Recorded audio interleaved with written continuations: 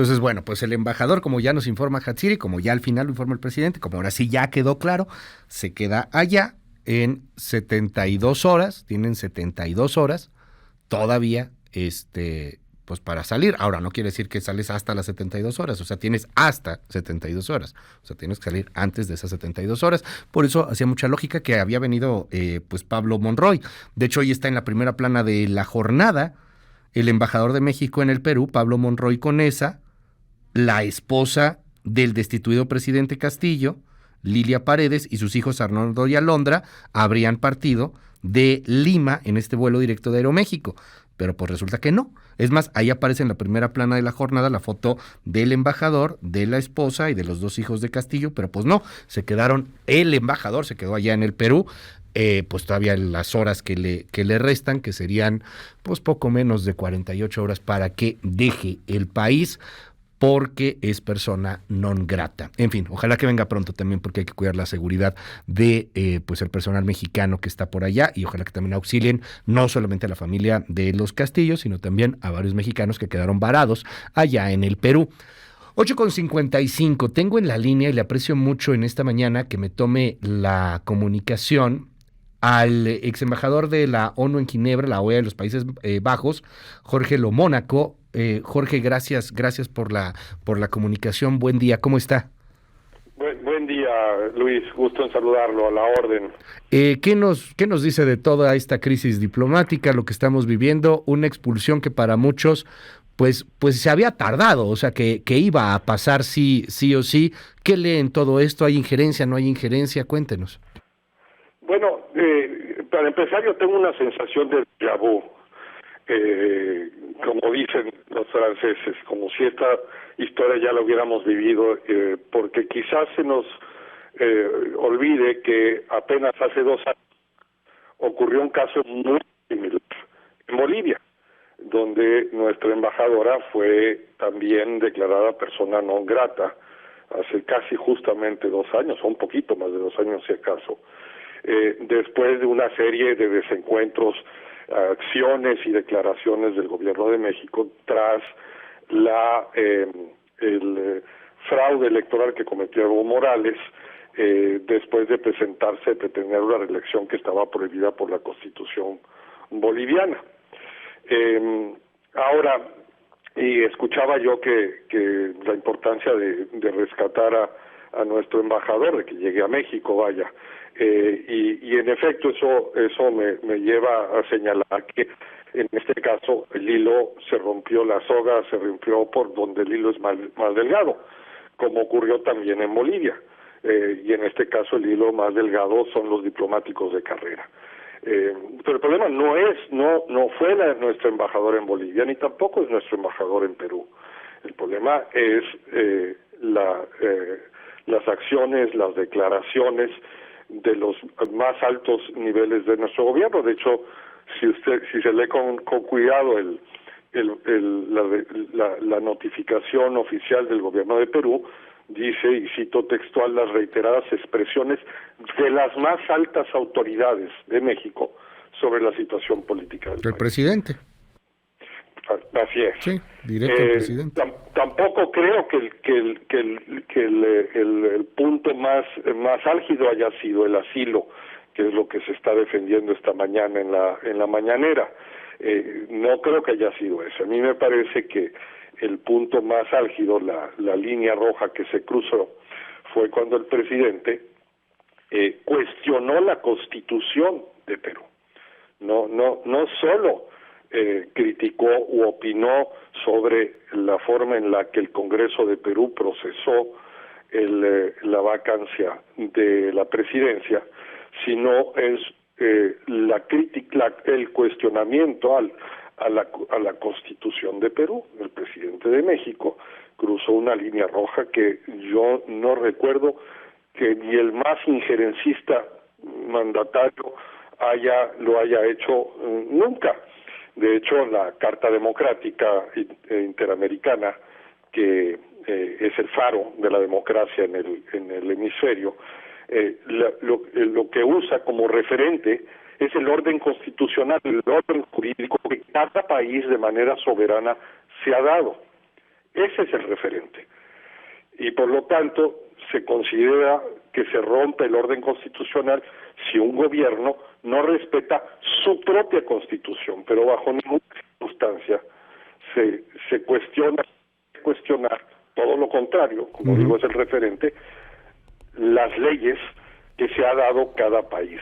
Sí, claro. Y esa línea la cruzó el presidente López Obrador la semana pasada en una mañanera, y me parece que ese es el punto clave de toda esta saga. Así es, cuando cuestiona duramente la Constitución, y después habla el presidente también de cómo, pues inclusive estas normas y estos temas habían sido interpuestos pues por otros intereses fácticos, comerciales, neoliberales, etcétera. Pero déjeme preguntarle, el asunto del asilo ha llamado también un poco la atención en el debate, no tanto por el extrañamiento en el Perú, pero por darle asilo a un golpista, porque lo que hizo Pedro Castillo, y uno podrá ser de izquierdas, de derechas, estar a favor o en contra, pero lo que hizo claramente Pedro Castillo fue dar un golpe de Estado. El Congreso lo disolvió a él, pero él quería disolver al Congreso, y de pronto en algunas lecturas lo llegan a comparar, yo creo que exagera un poco ahí, pero bueno, hay quien lo compara pues con una especie de protodictador. Y sí, México tiene tradición de asilo, pero asilo a todo mundo, o sea, podríamos asilar también a un Nicolás Maduro, podríamos asilar, si fuera el caso, totalmente opuesto pues, pero a un Fujimori, por ejemplo, o sea, a golpistas, o sea, tenemos esa tradición de asilar golpistas, porque muy distinto es quien está huyendo, no sé, por decir algo, de la Guerra Civil Española, o quien está huyendo de las represiones de un gobierno, a darle asilo pues a los potentados, ¿no? A los golpistas mismos. ¿Qué opina ahí? En efecto, Luis, yo creo que este tema tiene varias lecturas, varias dimensiones. En primer lugar, a mí me parece que el hilo conductor aquí en Perú, como también fue en Bolivia antes, como ha sido en Argentina en el caso de Cristina Fernández, o el silencio ante Maduro y de Nicaragua, o la amistad cercanísima con Trump, o lo que yo llamo la neutralidad pro Rusia con Putin, pues son todos señales de una propensión que parece tener el presidente López Obrador a justificar, a apoyar personajes con muy poco respeto, por decirlo menos, por la democracia, los derechos humanos y el Estado de Derecho. O sea, creo que hay un continuo. Empezamos el año con una posición por lo menos ambigua en el caso de Ucrania, de la invasión a Ucrania, y lo terminamos con este sainete en Perú. También hay otra dimensión que es la forma de tratar asuntos internacionales que tiene el presidente y el gobierno en concreto, que es ventilarlos, hacer anuncios públicos muy sonoros en la mañanera, cuando todos sabemos que la política exterior es más efectiva cuando se opera con discreción y sigilo. O sea, al anunciar el presidente el otorgamiento de asilo o la disposición a otorgarlo al expresidente, lo único que hizo fue generar de inmediato anticuerpos, predisposición negativa de la sociedad y de los gobiernos peruanos, y como habrán visto, claro, incluso esa declaración del presidente fue utilizada por el fiscal peruano para solicitar para justificar la presión preventiva, argumentando, claro, que había un alto riesgo de fuga del exmandatario. Entonces, en parte, por lo menos en parte, el exmandatario peruano le debe estos 18 meses de encierro al presidente López Obrador. Sí, estas cosas hay que hacerlas en sigilo y con claro, cierto y con muchísima discreción. Se podía haber conversado, se podría haber encontrado una solución antes de romper la liga. Me da la impresión que un poco la política la operación que se sigue con respecto a política exterior es más bien anunciar que ejecutar los actos.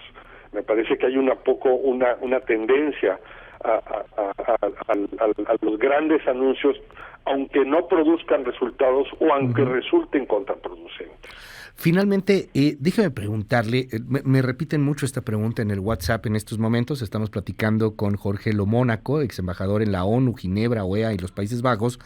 Y en este tipo de asilos, o sea, lo que estamos viendo en este momento, legalmente hablando, porque bueno, pues sabemos que no hay precisamente muchísimo respeto a la ley y a los protocolos en este gobierno, pero legalmente hablando, ¿quién le paga la manutención? O sea, la casa donde estén, las comidas, los gastos, ¿quién va a pagar eso a la esposa de Castillo y a sus hijos?